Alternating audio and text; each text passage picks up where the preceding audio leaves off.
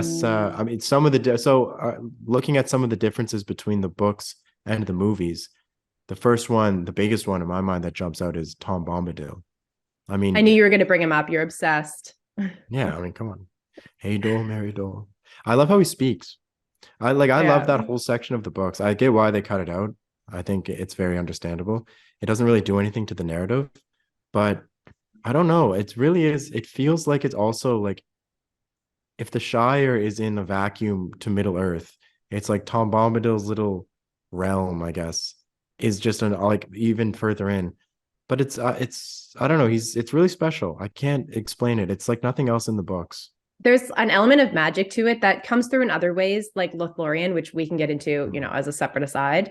But I agree with you. It's there. It's such a magical moment, and the description of it is, I think, don't quote me on this, but I'm pretty sure Peter Jackson's actually spoken about why he didn't include Tom Bombadil and said there was no way on screen to capture the magic and the essence and the otherworldly presence that is Tom Bombadil without doing it a disservice. So, why even attempt to put that on screen when it's been done so beautifully in the books? And I mean, to your point, I'm sure a lot of hard decisions were made in terms of what to leave on the cutting board because what the extended version is 3.5 hours, maybe. Yeah, exactly. And some decisions just had to be made to not include in the movies if it wasn't going to further the plot. But yeah, Tom Bombadil and Goldberry.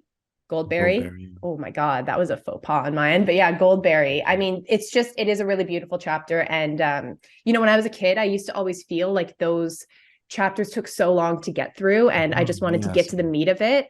But I reread them like a month ago and it does actually fly by and you're really immersed in it. And the old forest, just every element of where Tom Bombadil lives has this ancient magic to it that I think would be really hard to replicate.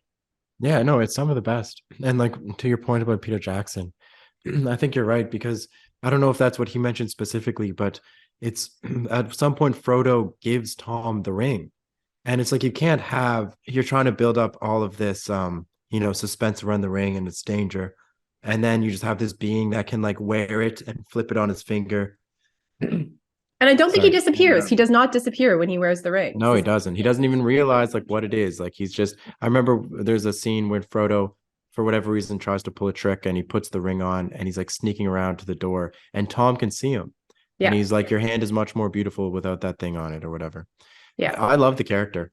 And so yeah, like I'm it's better served not in the movies, but I think that's still an important part of the books Yeah. because one, like Tolkien, obviously very much obsessed with nature. He's, obviously Middle Earth is a very important, if not the most important character in the story.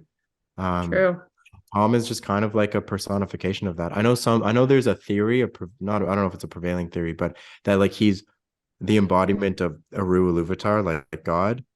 But I don't think that's the case. I think he's just an essence of the world. I mean, like Yeah. there's 1,000 theories into it, and I know Tolkien's written letters about Tom, but it captures that magic of Lord of the Rings, like in that one character. That's really hard to describe, but it's like this ancient connection to a larger telling that I think is just it's like a theme For that runs through sure. the whole narrative. Well, and to your point, I mean, if we're seeing Middle Earth as a character, Tom is so immersed in the nature of it. He is like a connection through to the nature of Middle Earth, that is personified in a weird way. Yeah. But you're right. I mean, there would just be so many potential plot holes that would then have to be explained in the movie. Like, why wouldn't we just give the ring to Tom? Although they do No, they mention that mentioned at it. the Yeah. council. And Gandalf has, and I don't know the exact quote, but he very succinctly explains like Tom would be the worst keeper because he wouldn't even understand it. Like Exactly. he's not going to leave his realm. The old forest is he's essentially god of this area, of this old Mhm. forest. And like maybe god isn't the right word, but keeper at the very Master. least. Yeah, master, that's right. Yeah, Yeah. no, exactly. Because yeah, and because again, yeah, Gandalf says like he would just like lose it. Like over time, he wouldn't give it any mind. He wouldn't. Yeah. Yeah. So no, and I think I think it was important that Tolkien throws that in there because because it begs the question. Like he knows that he has to explain away Tom, but he also thinks that Tom is important enough that he has to also remain in the story. Like Tolkien absolutely knew that he was kind of digging a a plot hole, so to speak. But he felt the need to keep it in there, which I think says a lot to the character. But I love the whole Old Forest aspect. It's like a mini Fangorn.